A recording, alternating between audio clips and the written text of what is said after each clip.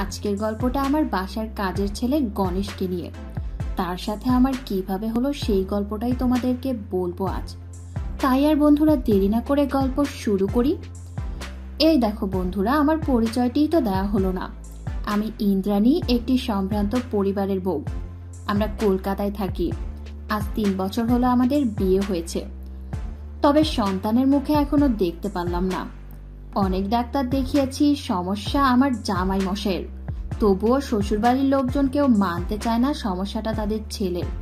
কি করব বলো বন্ধুরা, সবারই একটি আশা থাকে সন্তান নেয়ার। হয়তো আমার শ্বশুরবাড়ির লোকজনরা জানে না আমার স্বামী কতটা অদক্ষ। বেশ কদিন ধরে একটি কাজের লোকের জন্য আবদার করেছিলাম জামাই বাবুর কাছে। এত বড় সংসার আমি একা সামলে উঠতে পারি না। তিনি তার গ্রাম মুর্শিদাবাদে খবর লাগিয়ে গণেশকে ডেকে পাঠালেন। রোগা চিকনা পাতলা শরীরের এক যুবক গণেশ। ভাবছিলাম তাকে দিয়ে আমার মা হওয়ার আশাটা পূরণ করব, কিন্তু তার শরীর দেখে মনে হলো আমার সেই আশায় জল। তারপর আশা ছেড়ে দিয়ে জীবন চলে তার মতন। সংসার করছি, প্রতি রাতে স্বামীর কাছে আদর খাচ্ছি, তবুও কেন জানি অতৃপ্তি থেকেই যায়। কেননা আমার স্বামীর আমার কাছে আসার পরেই হয়ে যায়। যাই হোক বন্ধুরা, একদিন রান্না বান্না শেষ করে কি যেন মনে হলো গণেশের রুমের সামনে গেলাম। গিয়ে দেখি হালকা খোলা, ভেতরে যা দেখলাম তার জন্য আমি কোনোভাবেই প্রস্তুত ছিলাম না। দেখলাম সে বাম হাতে ফোন নিয়ে ডান হাতে কি যেন করছে। মনে সন্দেহ জাগলো।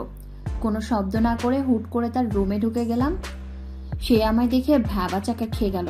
তাকে দেখে আমিও তো অবাক, যা ভেবেছিলাম তাই করছে। তার ওটা দেখে আমি তো আকাশ থেকে পড়লাম। বাবা কি বড়, যেন জন্ম তার আফ্রিকাতে হয়েছে। ঠিক তখনই ঠিক করে নিলাম আমার এটাই চাই। আমি ভাবতে ভাবতে দেখলাম সে আমার পা জড়িয়ে ধরে রয়েছে আর কাঁদতে কাঁদতে বলছে, দিদিমা দয়া করে দাদাভাইকে বলো না। আমি মুখে মুখে রাগ দেখালেও মনে মনে ভাবলাম ছেলেটি আর খারাপ কি করেছে, তার হয়তো কিছু চাহিদা আছে। তারপর থেকে ধমক দিয়ে বললাম, আচ্ছা ছাড় আমাকে, তোর দাদাকে বলবো না, তবে একটা শর্ত আছে, আমি যা বলবো তাই শুনতে হবে।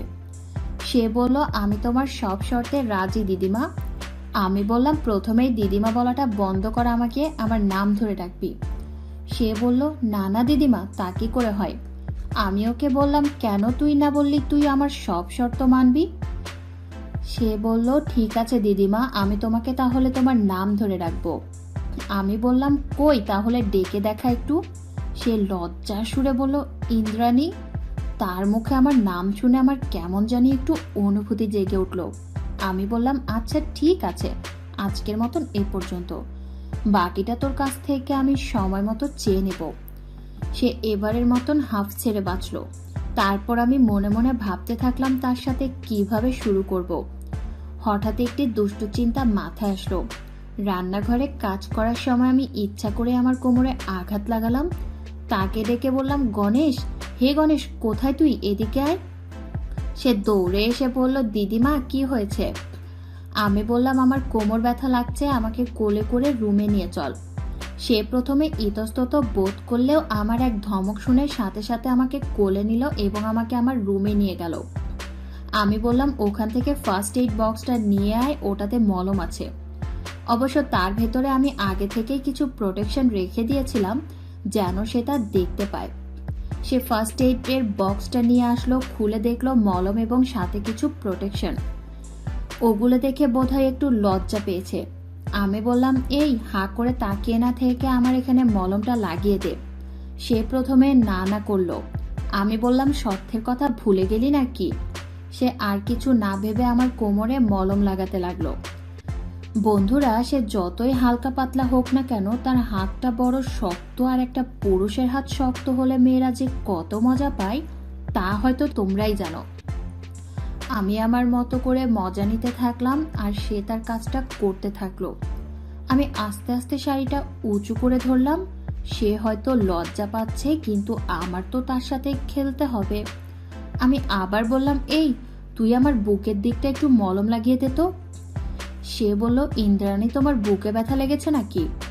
আমি বললাম, না বুকে ব্যথা লাগেনি, কিন্তু বুকের ভেতর অনেক ব্যথা। তুই বুঝবি না, তোকে যা বলেছি তুই তাই কর। আমাকে কি বলা যাবে ইন্দ্রাণী, তোমার কিসের ব্যথা। আমি বললাম, না, এখন এসব তোর শুনতে হবে না, যখন সময় আসবে সব জেনে যাবি, তোকে যা বললাম তুই তাই কর। সে আমার বুকেও মলম লাগানো শুরু করলো আর আমি চরম আনন্দ পেতে থাকলাম। সে হয়তো এবার বুঝতে পেরেছে আমি তার থেকে কি চাই, এর জন্য সে ভালো মতো ডলতে লাগলো। আমি আর ধরে রাখতে পারলাম না, তাকে টেনে আমার বুকে জড়িয়ে নিলাম। এবার যা হওয়ার তাই হলো, চরমের আনন্দের সাথে আমাদের খেলা চলতে থাকলো। সে এক কঠিন খেলা। প্রায় 30 মিনিট পর খেলা শেষ হলো। আমি জীবনে কখনো এত মজা পাইনি, বরং আমার স্বামী এই কয় বছরে আমাকে কখনোই এত মজা দিতে পারেনি। সে দিনের পর আমি তার ভক্ত হয়ে গেলাম, কিন্তু তাকে এটা বুঝতে দিলাম না। তাকে সবসময় ধমকের উপর রাখতাম। আমরা প্রতিদিনই করতাম প্রায়। আমার জামাই যখন তার কর্মস্থলে যেত, তখন থেকেই শুরু হয়েছে আমাদের এই খেলা।